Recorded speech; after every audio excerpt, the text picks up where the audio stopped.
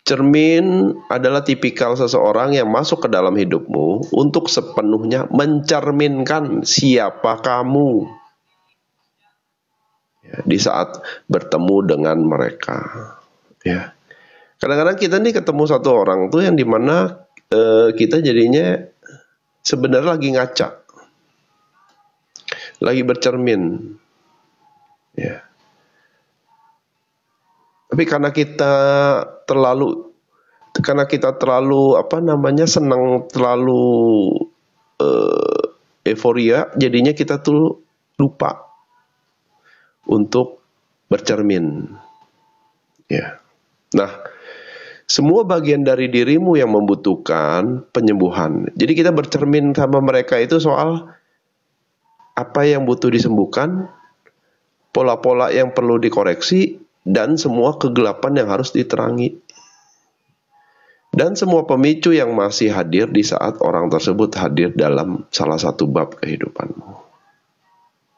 Menarik nih orang-orang yang tugasnya sebagai cermin. Tugas dia itu hanya menghadirkan sebuah proyeksi soal ranah batinmu sendiri. Ya. Sehingga kamu bisa menemukan apa yang perlu disembuhkan, apa yang perlu dikoreksi, dan apa yang perlu diterangi. Ya. Dan mereka tuh orang-orang yang berfungsi sebagai cermin itu memang tugasnya hanya men-trigger dia. Ya. Di saat kamu terlalu berlebihan, ya berharap kepada seseorang, ya dia akan mengajarkan mengenai perihal kegelapan yang kamu harus beresin di dalam dirimu sendiri. Di saat kamu terlalu bucin sama seseorang, dia mengajarkan soal penyembuhan, yaitu khususnya soal luka-luka batin. Ya, fungsinya dia hanya sebagai cermin, agar kita bisa berkaca soal gejolak dan kekotoran batin yang masih perlu kita bersihkan. Dan mereka adalah tipe orang yang akan datang ke dalam hidupmu, membangkitkan sesuatu begitu dalam di dalam dirimu, dan kemudian pergi setelah mereka sudah selesai memenuhi tujuan dan pembelajarannya, agar kamu terus sadar dan terus bertumbuh. Jadi dia cuma numpang lewat, jadi cermin supaya kita mengenal yang namanya gejolak dan juga kekotoran di dalam batin kita. Tugasnya hanya hadir, men-trigger, membangkitkan sesuatu yang begitu dalam, yang sampai kita sendiri aja nih denial nih mau bahas soal itu. Gitu loh. Ya. Karena kita sudah menelan itu, mengubur itu dalam-dalam biasanya. Nah, karena sudah terkubur dalam-dalam, biasanya kita dihadirkan orang-orang yang fungsinya sebagai cermin. Ngaca kita. Ya. Ya, betul sekali, saya sampai 2 kali sampai. Ya. Emang menarik sebenarnya guys ya, menarik sekali. Ya. Ternyata orang-orang yang dihadirkan itu sebenarnya nggak niat jahat juga sih. Ya. Cuman kitanya aja yang terlalu kurang menyadari. Gitu. Ya. Oleh karena itu, namanya juga cermin. Jadi mereka seseorang yang benar-benar mencerminkan kepada kita semua bagian diri yang masih perlu kita perbaiki. Lewat apa? Men-trigger. Ya. Jadi misalnya ketika saya merasa patah hati, saya terus-menerus menarik cermin ke dalam hidup saya. tipe pasangan yang sama, yang menunjukkan kepada saya pemicu dan bagian dari diri saya yang masih membutuhkan penyembuhan. Ya.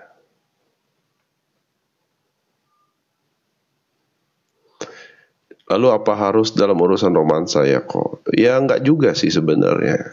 Ini kan soal interaksi antara kamu dan orang lain, jadi itu hubungan horizontal sebenarnya. Ya.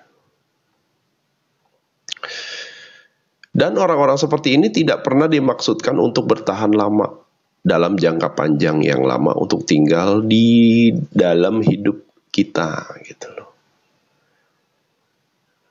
Mereka dimaksudkan untuk menunjukkan kepada saya sesuatu tentang diri saya sendiri. Mengajari saya sesuatu dan kemudian pergi ketika tujuan mereka sudah terpenuhi. Jadi orang-orang ini memang seperti iklan sesaat ya. Tetapi iklan yang tujuannya adalah menyadarkan dan memberikan pesan kalau masih banyak gejolak dan kekotoran batin yang harus kita sembuhkan di dalam diri. Ya. Makanya menarik sebenarnya guys. Hidup itu menarik guys. Ternyata semesta itu sudah mengatur sedemikian rupa. Ini kenapa mukanya goyang-goyang ya? Kayaknya saya nggak pakai filter deh. Bentar ya guys. Saya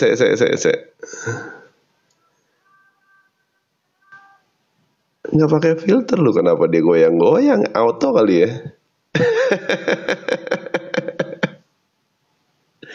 Lucu ya. Nah setelah mereka selesai, pergilah mereka gitu loh ya.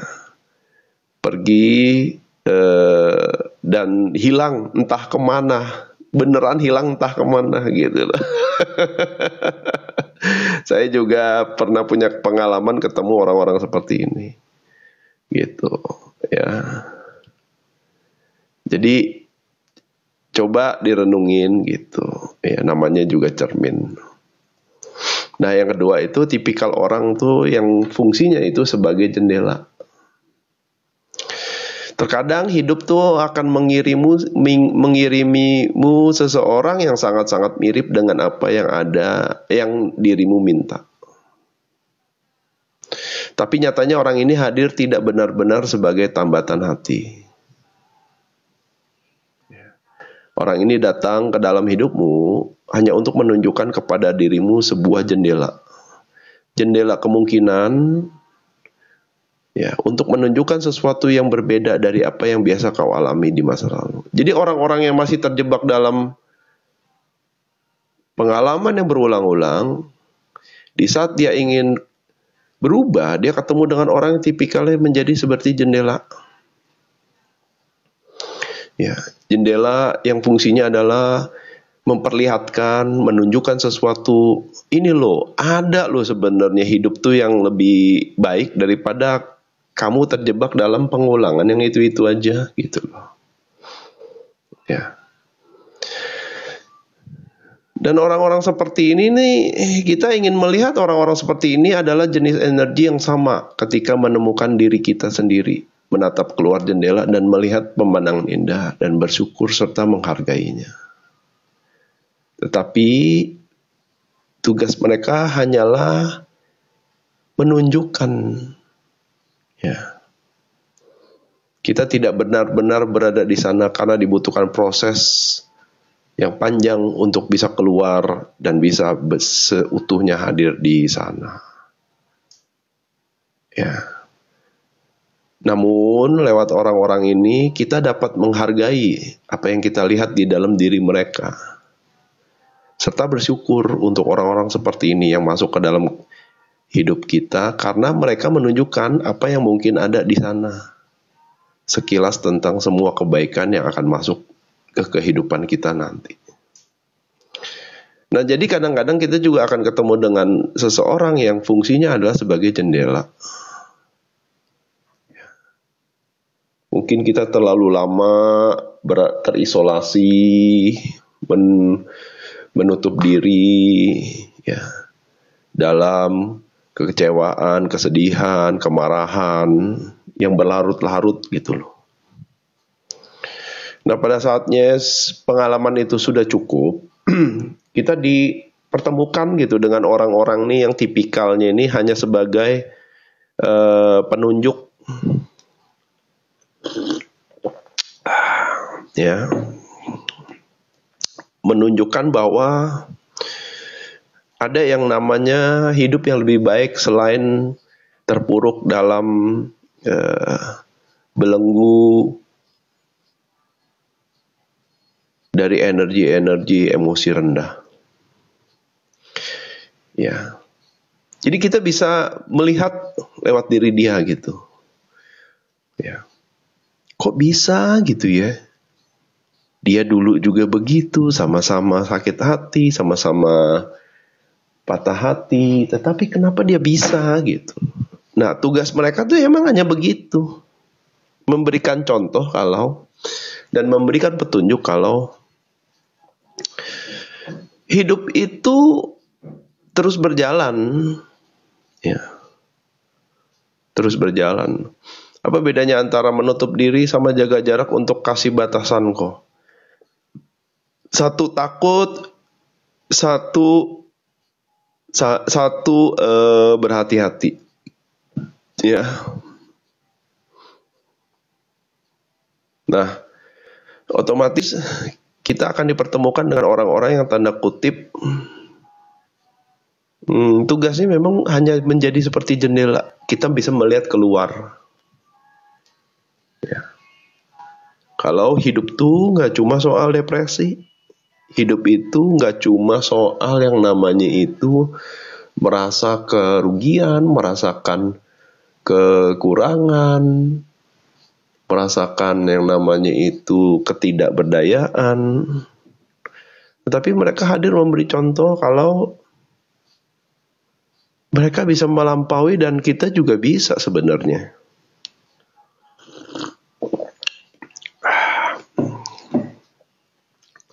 Jadi coba teman-teman evaluasi apakah gitu loh pernah bertemu dengan orang yang baik fungsinya sebagai cermin ataupun fungsinya sebagai jendela untuk jiwa kita. Gitu. Ya.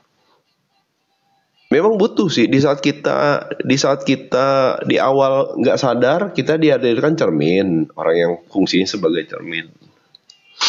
Ya. Jadi kita tuh ketemu semua. Ya. Ketemu semua kekotoran batin, luka batin yang tanda kutip nih masih kita peluk erat-erat gitu. Ya. Dan tugas mereka ya hanya memberikan cerminan soal ranah batin kita. Setelah kita sadar, setelah pesannya sudah tersampaikan, ya mereka akan pergi dengan sendirinya. Ya. Nah, setelah ketemu dengan orang-orang yang fungsinya sebagai cermin, kita akan ketemu dengan orang yang tanda kutip fungsinya sebagai jendela. Ya, lewat orang tersebut kita melihat banyak sekali yang tanda kutip itu sebuah pandangan yang lebih baik daripada yang sedang kita alami gitu. Ya. Jadi orang-orang yang fungsinya sebagai jendela itu ya dia membuka banyak sekali sudut pandang khususnya soal kemungkinan untuk hal-hal yang bisa kita alami lebih dari depresi, ketakutan, kecemasan. Ternyata ada banyak hal yang bisa dialami. Ya. Dan kita bisa melihatnya dari diri dia gitu loh. Ya. Kita melihat dari dirinya dia. Dan begitu kita sudah bertumbuh jiwanya, ya pada saat kita terkoneksi dengan mereka, maka mereka pun akan pergi. Ya. Mereka akan pergi dan kita akan mulai berjalan sampai kita menemukan Seseorang yang fungsinya adalah sebagai pintu, gitu loh. Menarik ya. Nah, analogi pintu ini adalah orang-orang yang benar-benar dimaksudkan untuk tinggal dan melayani tujuan dalam hidup kita. Ya, yaitu sebagai support system, sebagai guru, dan juga teman seperjalanan sampai nanti tiba akhirnya. Ya.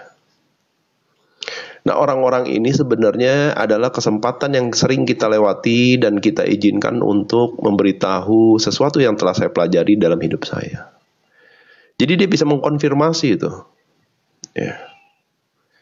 Dia bisa mengkonfirmasi, dia juga bisa mensupport, dan dia juga bisa menjadi teman untuk bertumbuh.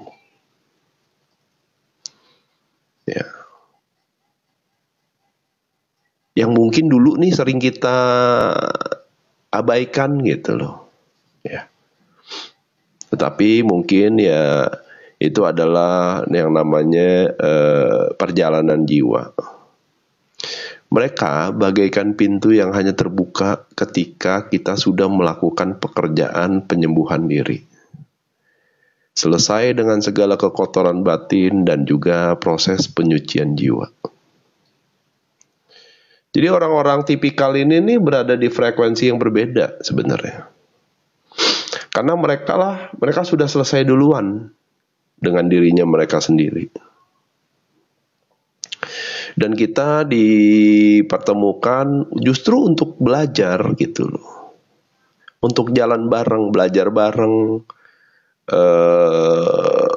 tumbuh bersama gitu. Ya. Karena mereka hanya bisa ditemukan pada saat kita sudah selesai dengan diri kita sendiri.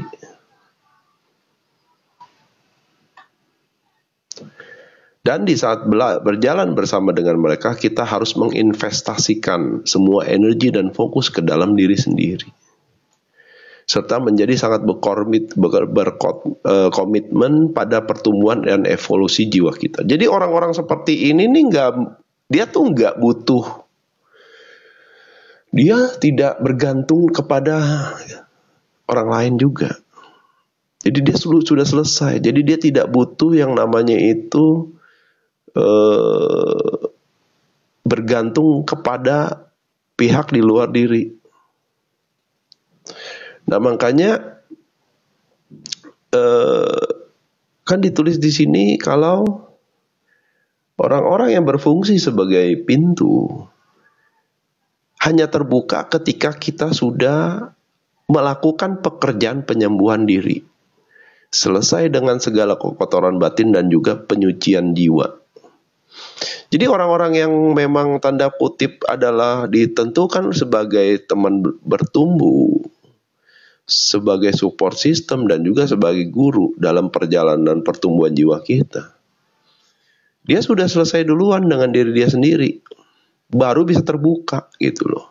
Di saat kita juga mempunyai level kesadaran yang sama. Ya. Dan di saat berjalan bersama dengan mereka, kita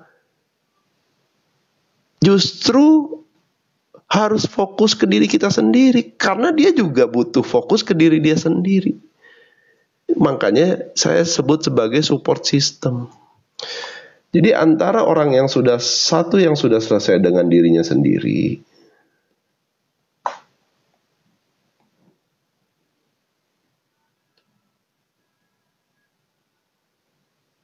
ya, dia tidak bergantung dengan orang lain, tetapi dia selesai dengan dirinya sendiri dan dia selesai dengan dirinya sendiri. Dan di sini ketemu yang namanya support system. Saling melengkapi, saling membersamai. Kenapa? Karena pada saat dia turun, dia bisa ajak naik. Begitupun sebaliknya. Gitu. Karena salah siapapun yang ini akan mempengaruhi. Siapapun yang selesai dengan dirinya sendiri akan mempengaruhi. Dia akan mampu menaikkan vibrasi satu sama lainnya. Dan ini kan namanya hidup tuh kan,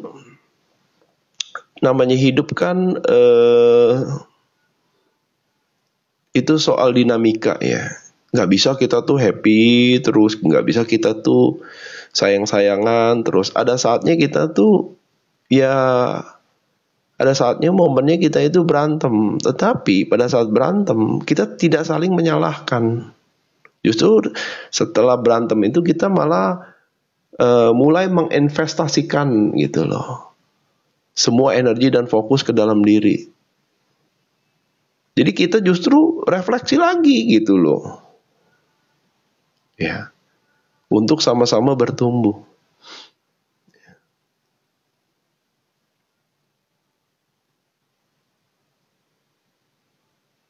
Apakah pintu itu pasangan hidup kita?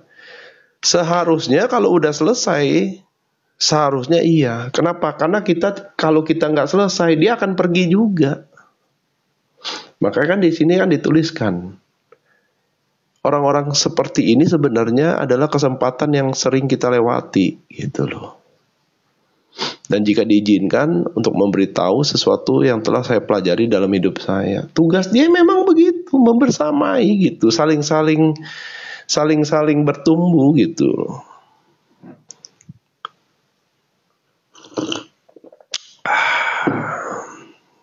Ya. Yang lucu tuh, yang lucu nih. Yang lucu, saya kan orangnya idealis ya. Jadi itu saya tuh dari SMP, SMA, bahkan sampai SMA lulus pun saya tuh nggak pernah pacaran, guys. Pengen deket sama seseorang yang saya suka tuh, aduh kayaknya mental mulu lah gitu.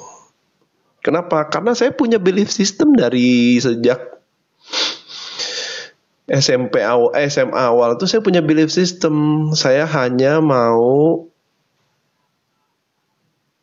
pacaran dengan satu orang yang nanti akan jadi pasangan hidup atau istri gitu. Nah, setelah lulus SMA baru ketemu istri kan. Pacaran gitu kan. Pacarannya juga bukan karena saya ngebet gitu, enggak. Ya gitu aja, satu kantor gitu, tiba-tiba kok connect gitu. Ya. Dan ternyata ya memang sampai di situ ya udah, pacar satu-satunya, pacar pertama dan langsung jadi istri gitu. Nggak tahu ya, mungkin saya nggak mau ribet gitu orangnya ya. Main-main drama lah. Aduh, capek guys, beneran guys. Ya, main drama lah, inilah itu, udahlah gitu. Nah, tetapi bukan berarti nggak ada struggling ya. Ada, karena saya belum selesai, dia juga belum selesai dengan dirinya sendiri. Mau tidak mau, gong pada saat mulai ada kesadaran tuh pada saat Darren hadir di 2009 gitu. Nah, di situ tuh udah mulai ada tuh, waduh ini kayaknya harus serius nih jadi bapak nih gitu kan. Nah, di situ mulailah, tetapi memang ya tanda kutip turning point-nya adalah di COVID kemarin gitu. Ya. Sampai di titik, tapi walaupun kita sama-sama punya kejelekan dan kelebihan, tetapi kita nggak pernah maksudnya tuh ribut sampai besar gara-gara masing-masing. Dulu ribut besar tuh sekali tok gara-gara cara asuh aja sih. Ya, cara asuh istri soal belajar ke Darren dulu. Nah, itu sampai saya tuh bablas lah. Ya, saya ribut sama dia. Sampai saya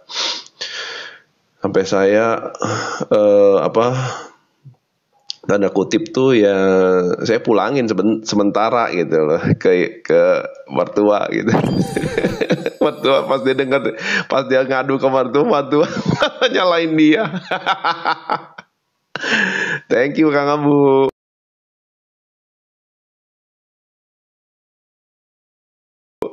Malah mertua tuh yang nyalain dia. Lu yang salah lah gimana sih? Aduh. Akhirnya dia kan malu ya guys, malu dia. Akhirnya saya minta maaf duluan. Nah kalau kalau kalau Libra gitulah, kalau Libra eci eci eci. Kalau Libra tuh pengennya cepet netral gitu, ngalah nggak apa-apa lah gitu. Jadi saya minta maaf duluan, maaf ya kemarin tuh saya marah sampai over gitu. Jadi yang penting gak usah ribut lah. Kalau Libra mah begitu. Ya udah ya, mudah-mudahan kita sama-sama belajar ya. Dia juga ya udah gitu. Ya, dan saya tuh menahan, sebenarnya ego juga ngomong ya kan, ego nih ya, ego ngomong. Kasih tahu tapinya lah gitu kan, kadang-kadang gitu ya, diminta maaf ada tapi ya udah. Wah, dari situ saya nggak tahan diri gitu ya. Nah pada saat itu thank you, pada saat itulah trust, bukan trust ya, bukan lebih ke trust, tapi maturity-nya hadir lah dari dia gitu. Dan saya salut lah sama dia, sama istri gitu. Dia mature gitu kan. Sampai di titik tuh COVID tuh bener-bener lah habis lah. Ya, dan disitulah makanya dia tuh jadi support system saya gitu. Ya. Bukan financially tapi mentally gitu loh. Ya, dia bilang nggak apa-apa, yang penting kita coba lagi aja katanya. Ya udah. Nah, sampai di situ tuh saya belajar gitu. Saya belajar, semangat belajar, disupport sampai di titik saat ini gitu. Ya. Makanya orang-orang yang tanda kutip digambarkan sebagai pintu itu adalah orang-orang tuh yang mungkin ya sering kita abaikan gitu loh.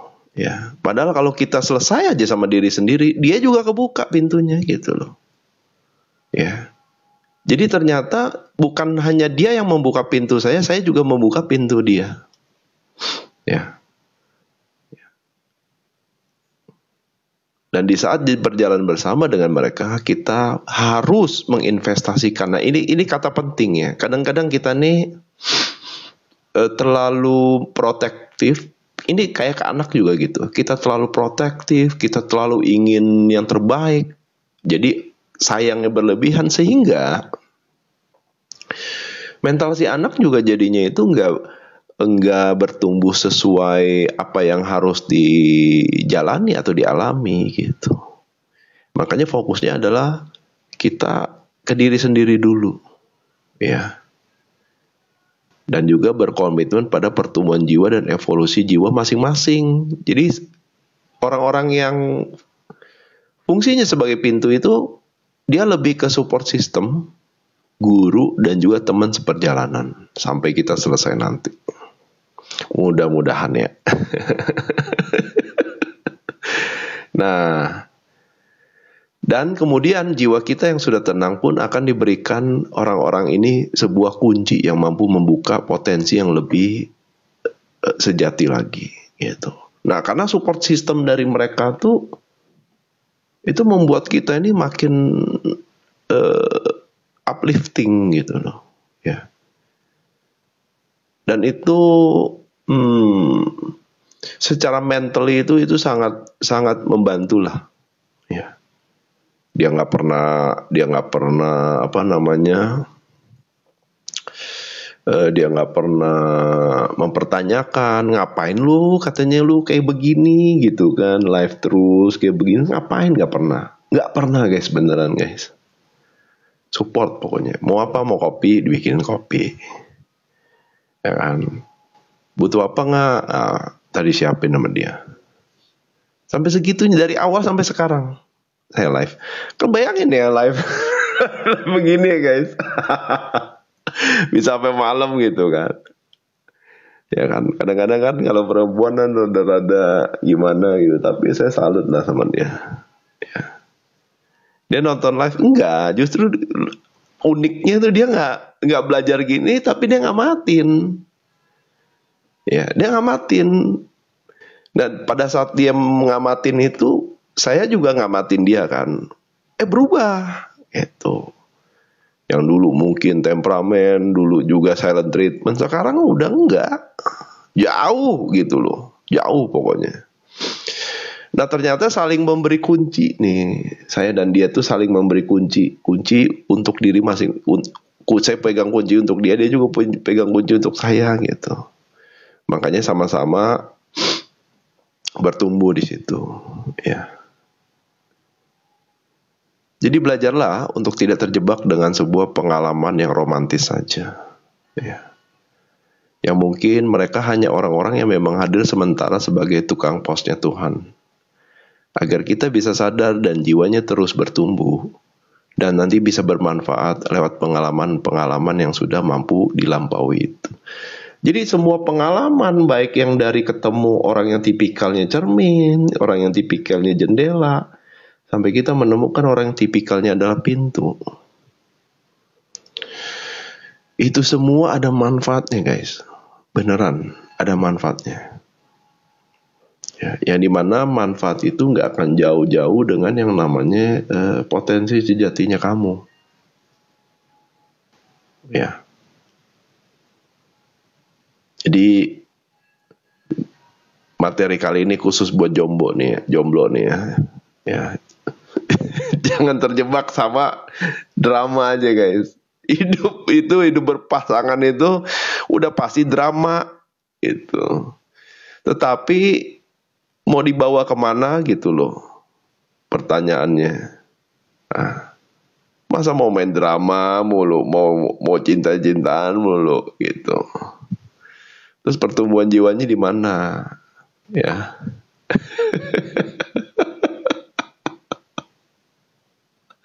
Ya. Makanya fokusnya apa? Jadi simpelnya dari materi ini. Ya kamu selesai dulu gitu loh. Ya. Jadi kalau kamu ketemu pasangannya, berarti kamu sedang ketemu orang pasangan yang fungsinya cuma cermin. Biar kamu tuh kekotoran batin dan gejolak batin, luka batin itu dikeluarin semua gitu loh. Supaya kamu sadar, saya masih punya ini. Tugasnya cuma itu. Begitu pesannya sudah kita petik dan kita sadar, nah dia akan pergi dengan sendirinya guys, orang-orang ini. Gitu. Dan mulailah proses penyembuhan luka batin itu. Ya. Kalau enggak kita akan ngulang lagi, ketemu lagi cermin. Ayo. Ngomongnya saya ngulang lagi. Ya itu karena kamu nggak bercermin gitu loh sama mereka. Gitu. Ya. Pergi pas sayang saya. Aduh, yang kocak gue pengen nanya nih sama Kang Abu. Kang, lu kalau lagi live pernah nggak? Halo mantan gitu.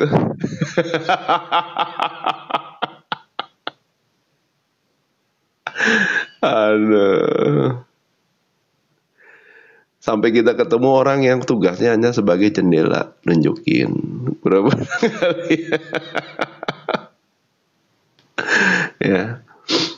Jadi fungsi orang-orang yang tugasnya sebagai jendela itu hanya menunjukkan jendela kemungkinan kalau hidup itu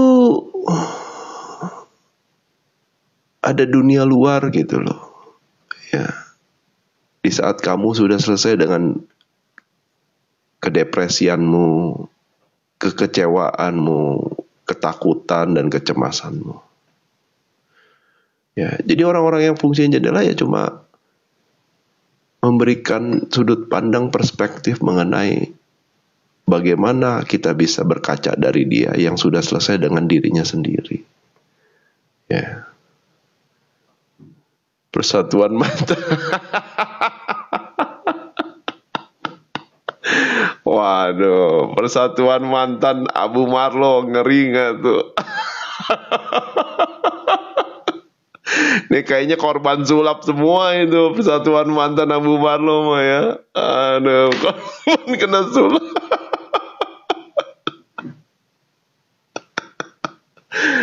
Aduh.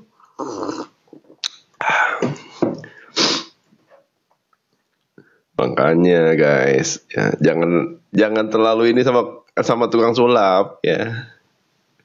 Soalnya tukang sulapnya ini guys apa? Menang di kartunya bagus, mahal, kartunya beda.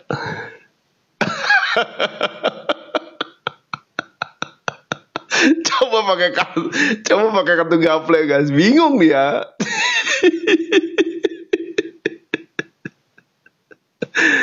Aduh, ya. Nah, jadi orang-orang yang pintu ini sebenarnya kayak istri saya tuh tidak lagi gitu loh. Dia tuh tidak lagi bergantung, saya juga nggak bergantung. Walaupun memang saling saling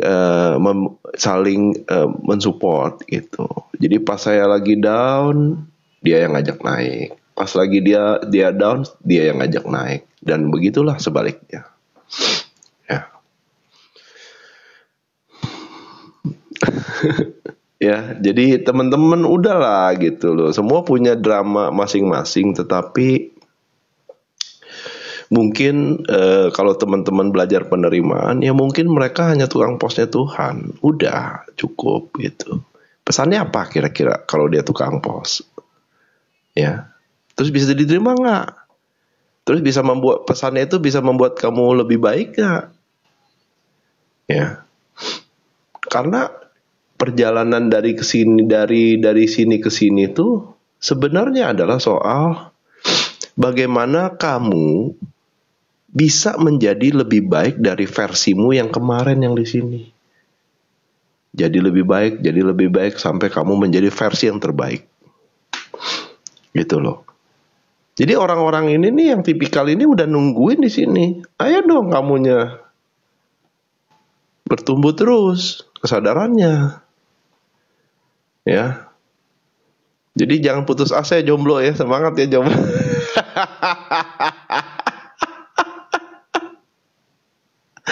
Ya. Tapi jangan kelamaan gitu loh depresinya. Aduh. Ya.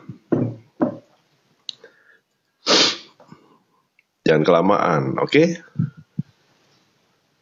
Nah.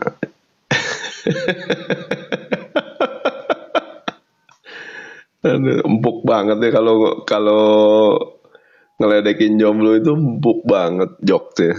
Aduh seru pokoknya. Ya, oke. Okay.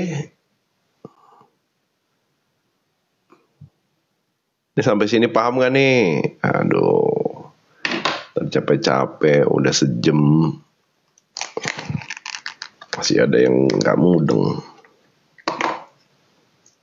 Jadi disyukuri aja, mau itu fungsinya masih sebagai cermin, mau dia sebagai jendela, apa dia sudah jadi pintu, ya sampai dia bisa ngasih kita kunci, ya disyukuri aja semuanya, ya karena itu semua sudah sempurna diizinkan oleh Sang Pencipta kok, ya.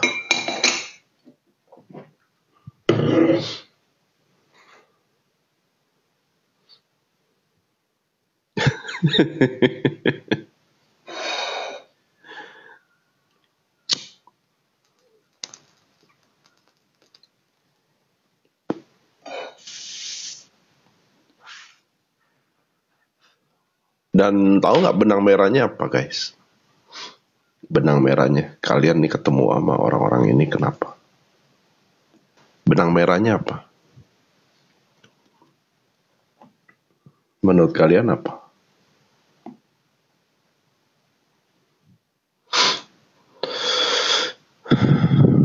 Ayo, apa menurut kalian?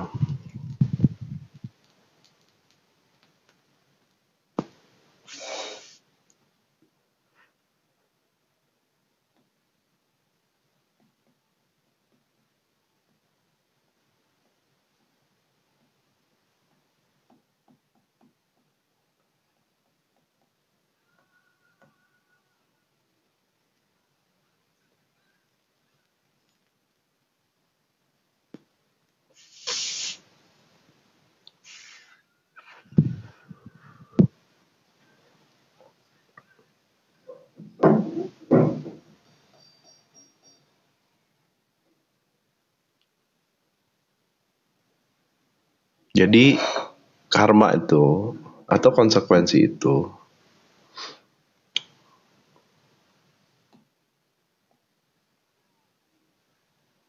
ada yang namanya positif, ada yang namanya negatif.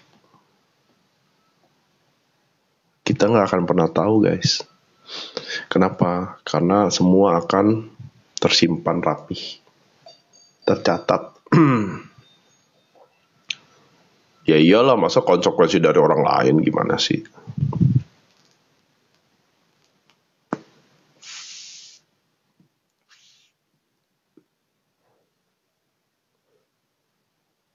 Jadi ada yang namanya proses transendensi.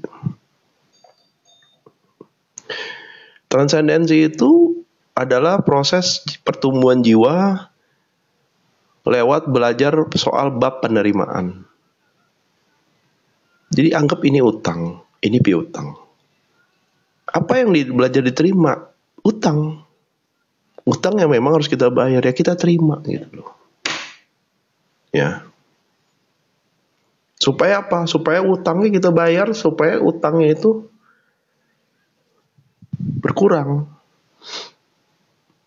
Ya. Karma leluhur mah bukan di situ ranahnya.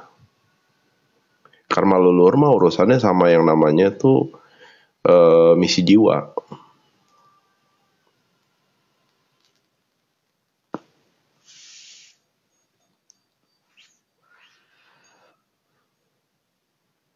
Ya, jadi kalau teman-teman ketemu yang namanya orang-orang yang tanda kutip memberikan pengalaman yang nggak baik, ya mungkin kita sedang bayar utang sama dia gitu.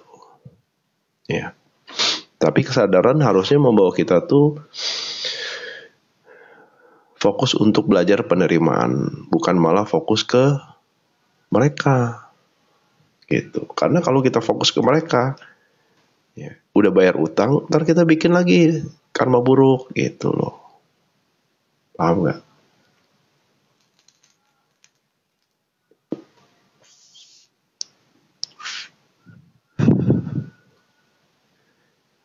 Ya.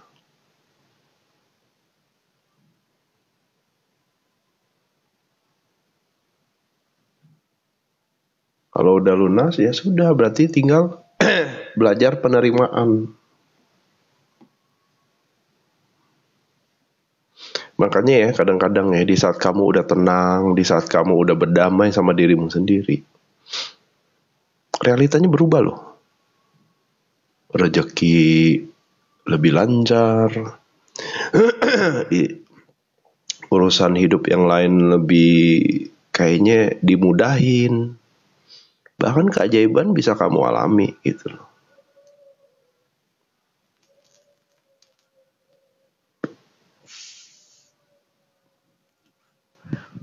Karena apa? Karena ini kasar ngomong nih udah berkurang gitu loh. Ya. Jadi untuk yang ini juga belajar penerimaan. Nah, jadi penerimaan itu untuk kedua-duanya, guys.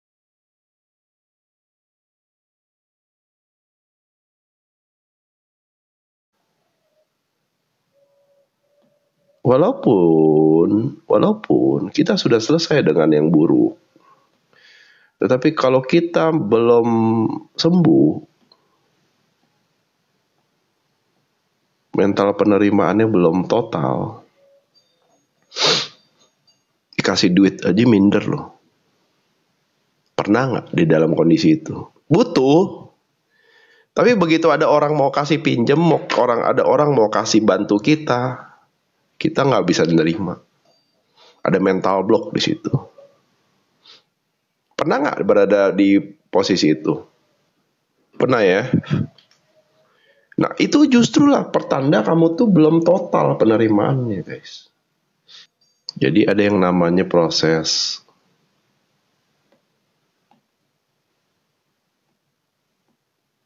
kontemplasi, renung nih. Fungsinya apa? Untuk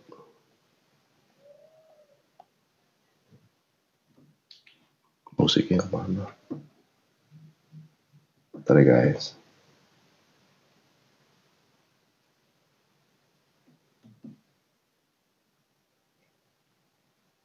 Melarutkan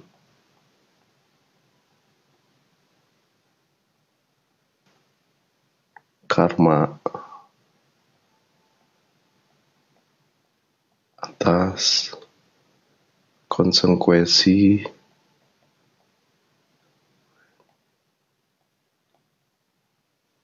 dari pilihan yang tidak kita sadari.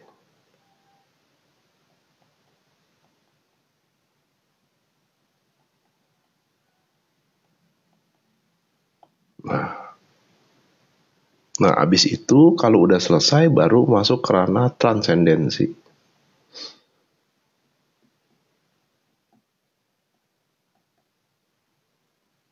Transendensi ini adalah proses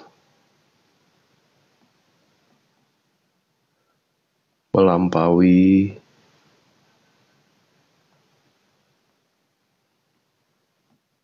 dualitas. Ini ujungnya penerimaan. Ini ujungnya adalah yang namanya itu berserah.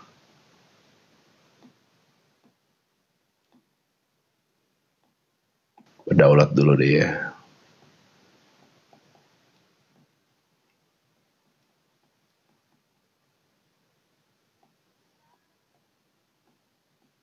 Berdaulat atas karma dan juga konsekuensinya. Atas pilihan. Nah, sampai sini nangkep nggak?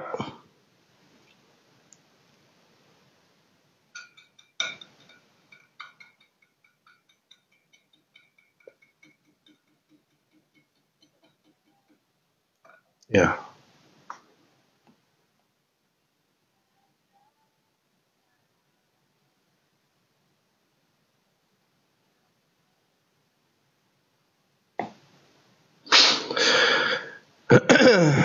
Baru gabung, aduh. Saya kan nggak nanya yang baru gabung.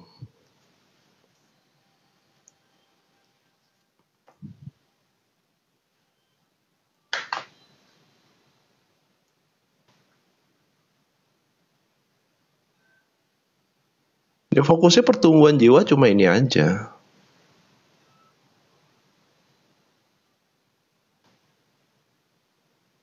Ya, jadi daripada kita ya berdaulat atas pilihanmu sendiri lah. Pilihan kan yang pertama, kenapa jadi konsekuensi dan karma yang negatif itu kenapa?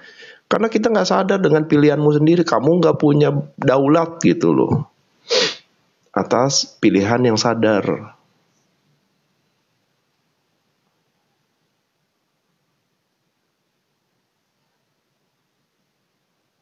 Nah, transendensi itu sebenarnya melampaui aku yang tidak sadar menuju aku yang mampu berdaulat atas pilihan-pilihanku. Nanti makin lagi dia transendensi lagi naik. Nah, makanya di sini kan dia udah mulai tenang nih, karena udah mulai penerimaan. Oh iya, mulai tenang, nggak nyalain lagi. Oh iya, mulai tenang. Nah, pada saat mulai tenang, mulailah dia perjalanan untuk melihat dualitas dan melampauinya sehingga dia bisa berdaulat. Inilah yang nanti bawa ke jiwa yang tenang.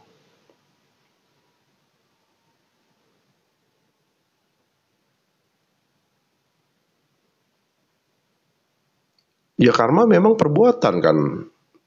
Karma itu kan bahasa Sanskerta. Artinya apa? Perbuatan. Ya, jadi semua perbuatanmu itu nanti balik lagi ke kamu.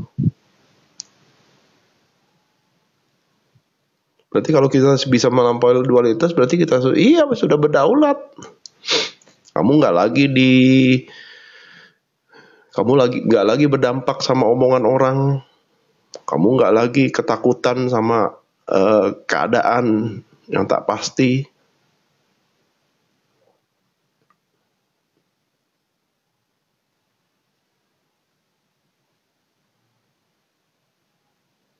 Kamu nggak lagi harus nyenengin orang gitu kan. Itu berdaulat.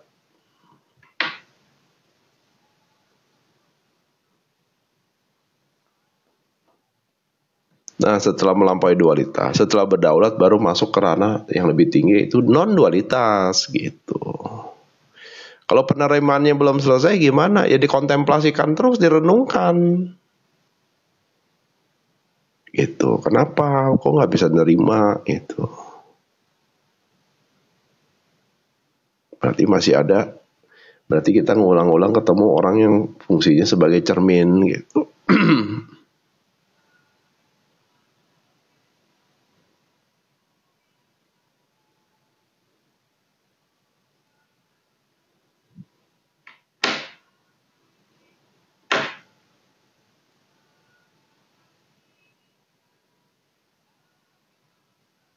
Berarti apa yang kita alami selama ini konsekuensi sama betul sekali gitu. Jadi kalau kita bodoh, membuat sebuah pilihan sehingga kita rugi, nah itu konsekuensi dari pilihan bodoh kita sendiri. Kalau ketemu pasangan yang toksik, yang milih siapa? Aduh, yang milih siapa?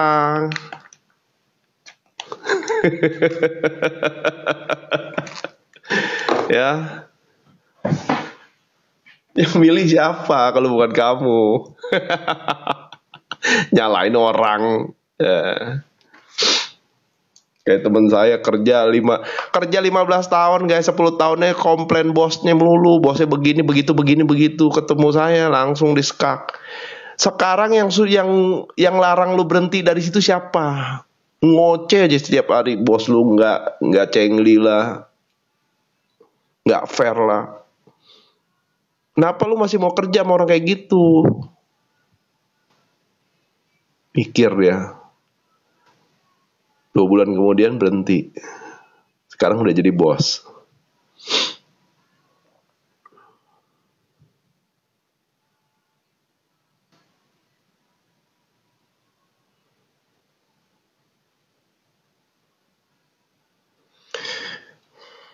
Emang bos kamu larang gitu? Saya tanya sama dia. Emang bos lu larang lu kalau lu mau keluar? Enggak kan? Iya enggak. Emang dia mau ketendang lu nya aja masih mau disono. Kerjanya ngeluh aja. Ya juga dia mikir, ya juga ya. Ya memang iya. Nah sekarang udah jadi bos dia gitu. Karena pengalaman waktu di bos yang tanda kutip nggak fair itu mentalnya jadi gitu. Berarti ada kaitannya, ya beda lah. Karma leluhur mah urusannya sama misi jiwa kamu, bukan soal patah hati kamu. Patah hati itu kan urusan subjektif ya.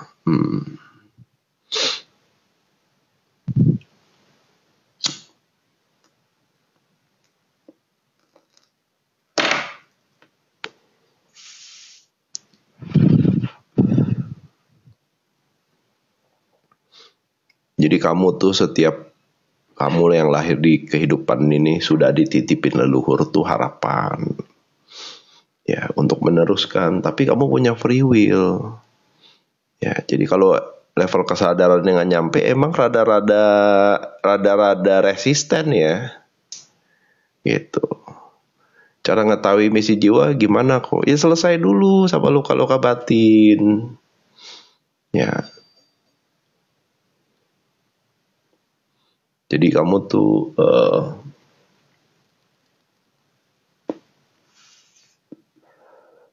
fokus penyembuhan diri dulu. Ya. Jadi bisa melihat segala sesuatu secara jernih. Yang terjadi sama kita saat ini adalah konsekuensi dari, iya memang iya. Itu kan dari pilihan-pilihan kita yang tidak disadari di awal. Nah, mudah-mudahan di saat kita bisa melampaui itu, kita jadi sadar memilih gitu loh. Ya. Caranya gimana? Tambah pengetahuan, sering-sering aja nongkrong ya. Berarti aku salah pilih.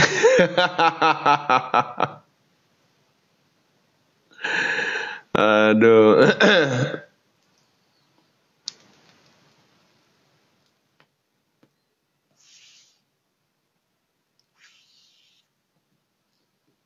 Ubun-ubun aku langsung berdenyut kayak oh apa ya. Iya ya. Makanya sebenarnya kamu tuh udah dikasih tahu. Tapi ya kadang-kadang ya fokusnya masih keluar gitu, nyalain orang. Ini gara-gara dia, gara-gara orang tua, gara-gara leluhur lah. Nah, bahayanya udah salah nggak nyadar. Nah itulah makanya dia terus bikin karma buruk yang bikinnya muter-muter sampai dia paham soal penerimaan. Gitu ya.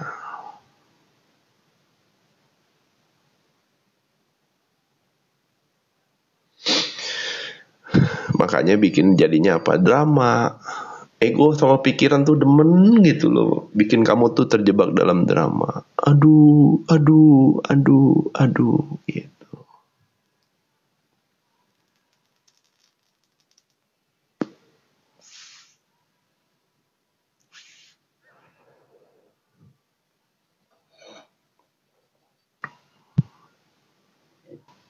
Padahal mah kalau kamu udah beresin itu ketawa kamu. Gitu loh.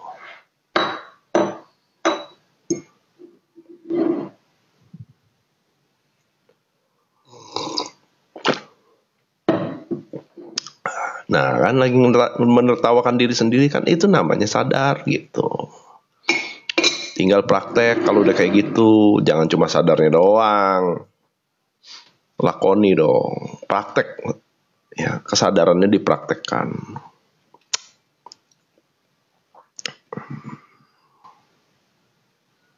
Apakah trigger itu sebenarnya diperlukan? Ya perlulah. Emang kalau nggak ke-trigger kamu tahu masih punya itu?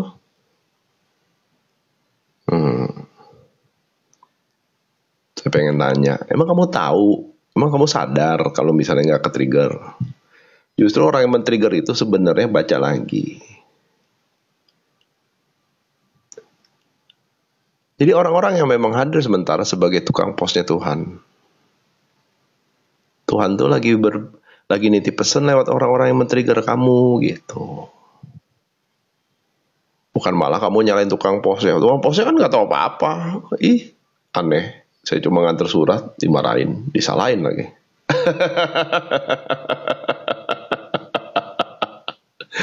Gitu loh. Ya.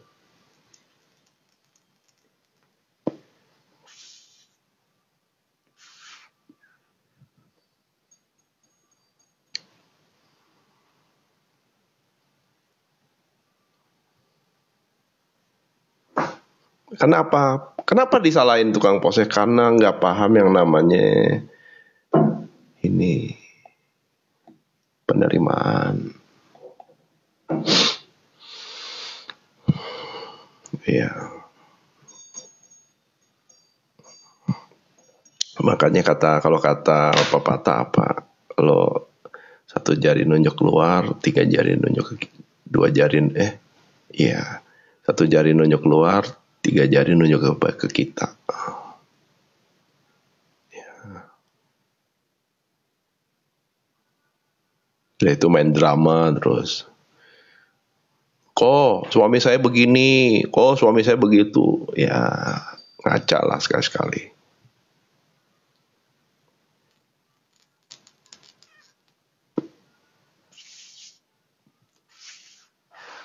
Jangan-jangan suami begitu karena kamunya juga. Ya. Cara kita bisa penerimaan gimana kok? Belajar diem, gak usah direspon. Kadang-kadang kita tuh terlalu cepat merespon.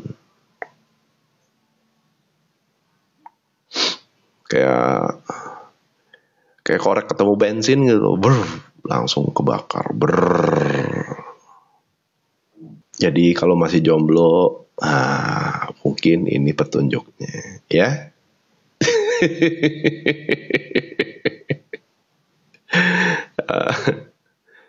Ya. Dirubah responnya dirubah gitu. Kalau ke trigger.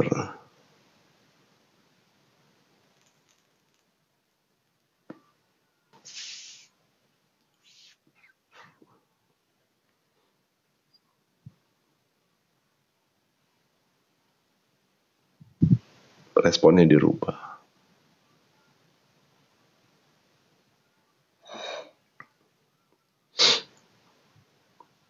Tuhan itu kan maha adil, guys. Ya, jadi kalau kamu terjebak dalam sebuah ketidakadilan, jangan-jangan kamu sedang melawan arus gitu loh. Simple sih sebenarnya.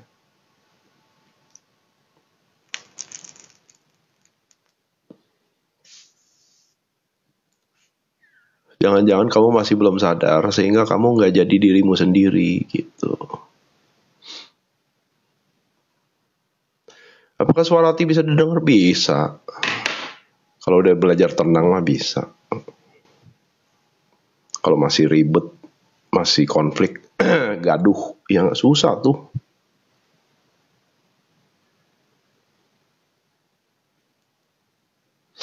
Enak banget zaman sekarang bisa belajar kesadaran untuk melangkah hidup baru dengan pasangan biar nggak salah pilih. Iya, emang pelajaran gini bukan untuk kamu, untuk generasi berikutnya supaya nggak jadi kayak kamu gitu, drama mulu hidupnya.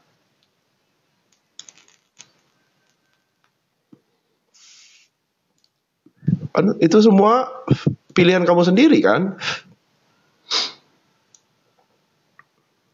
Emang bukan buat kamu.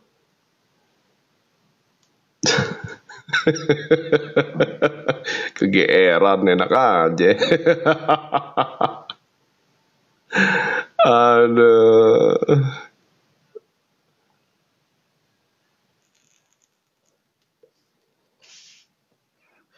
Ya. Jadi udah gak usah main drama gitu. Bukan disuruh curhat drama di sini. Mau beresin drama, nah itu bening lah gitu kan. Nah, ntar Kohen kasih petanya kalau mau keluar. Tapi kalau masih mau main drama ya sok dinikmatin aja pilihanmu itu gitu ya. Tapi pertanyaannya anak-anak kamu tuh mau dikasih apa gitu loh, cerita apa? Cerita drama.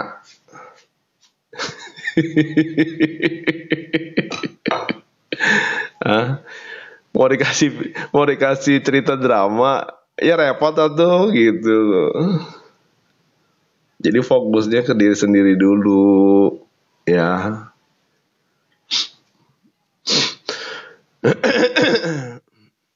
Tandanya kita sudah selesai sama diri sendiri apa kok ya nggak nanya kayak gini gitu loh. Lagi bahagia. Jadi ingat rumus ini ya. Ya.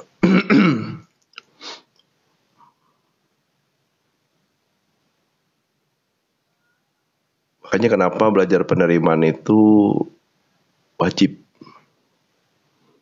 Ya. Supaya kamu nanti bisa berdaulat. Lewat apa? Lewat kontemplasi, merenung, muhasabah diri. Nah ini nih, di sini nih babnya nih. Jadi karma-karma yang udah kita, karma atau konsekuensi dari pilihan yang kita nggak sadari itu belajar untuk diterima. Semakin banyak yang diterima, semakin banyak dilarutkan karma-karma dan konsekuensi itu. Mulailah proses melampaui dualitas. Itu namanya transendensi. Sampai kita berdaulat. Ya, kita nggak lagi diobok-obok dalam dualitas. Setelah berdaulat, barulah kita masuk ke ranah non-dualitas. Nah itu bahasanya Mas Ori itu independensi gitu. Kita independen gitu atas diri kita sendiri. Pilihan kita sendiri yang dulu kita nggak sadari gitu.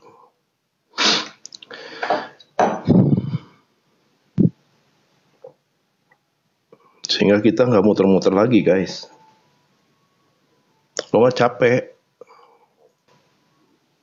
Muter-muter di sini tuh capek.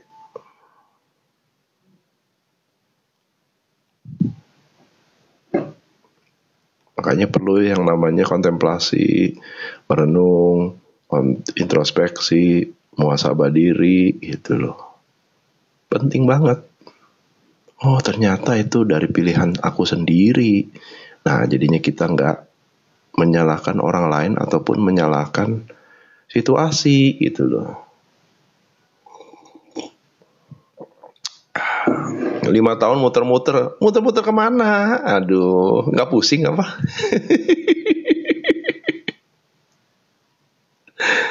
Ya, sebenarnya banyak loh pembelajaran sekarang tuh. Aduh, bener-bener dimudahkan banget gitu loh. Ya,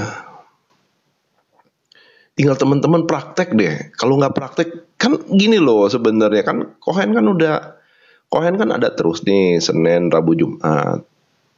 Niatin praktek. Di saat udah praktek, ada ketemu kendala, kita bahas lagi. Yang penting progresif gitu pertanyaannya. Ya, nggak pertanyaan soal pikiran doang gitu, tapi bagaimana saya udah praktek nih kok. Tapi masih ada kendala di sini. Nah, itu yang kita bahas. Jadinya progresif. Kamu bertumbuh lagi dan naik lagi dari satu tingkatan. Naik lagi tingkatan, ketemu kendala, naik lagi sampai kamu tuh bisa transendensi. Dari sini bisa naik gitu loh.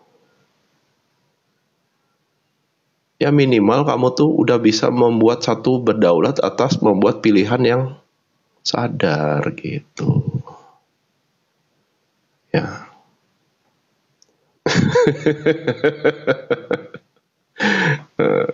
Pinky dong kalau gitu ya. Namanya Pinky.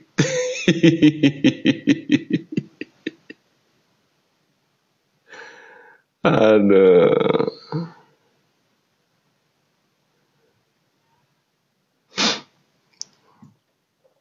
Kita punya otoritas. Iya benar. Itu namanya berdaulat. Di saat kamu berdaulat atas dirimu sendiri, realita itu tunduk loh sama kamu loh. Beneran loh. Kohen nggak bohong loh. Ya, di saat kamu berdaulat sama dirimu sendiri, kamu ngalamin ini deh. Beneran Kohen ngalamin. Kohen nggak bohong.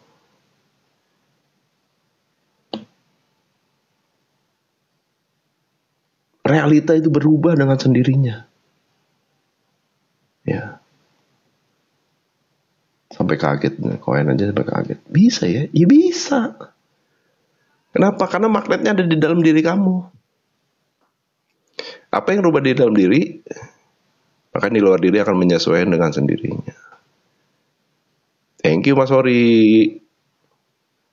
Beneran guys, beneran.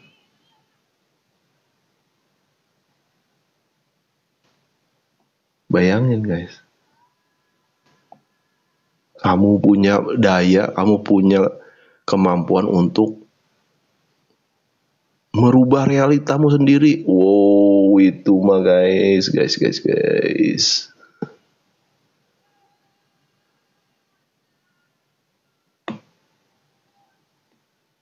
Itulah yang disebut sebagai dewa.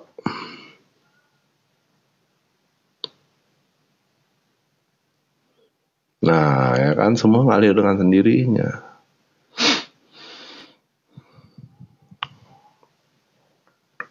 Karena kamu nggak lawan arus lagi sama aturan sistem sunatullah, kan ada tuh kalau di Islam tuh sunatullah, ya aturan sistem lah ya, hukum alam. Kamu nggak lawan arus lagi.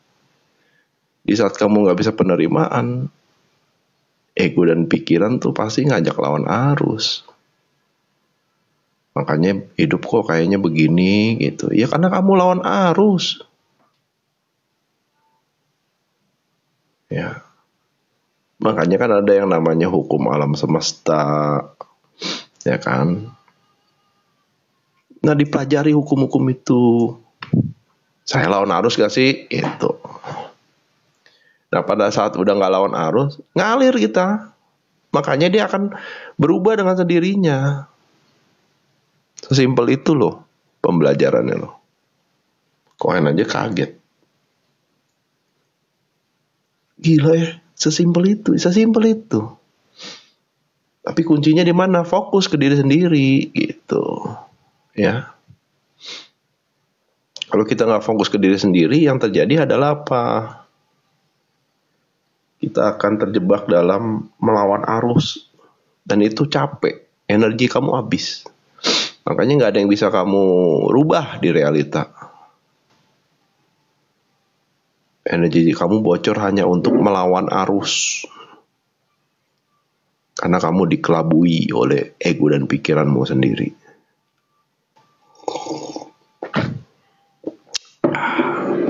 Pokoknya kalau udah lawan arus, habis kamu. Karena kamu terbatas. Karena kamu masih di dualitas. Sebelum kamu berdaulat, kamu nggak akan memahami bagaimana memanage energi untuk membuat kamu terus bertumbuh jiwanya. Bocor terus. Ngeluh mulu, nyalain dia. Dia yang salah kok. Pasti dia yang salah. Kamu salah nggak? Oh, entar dulu. Yang penting dia dulu yang salah. Aduh, ya.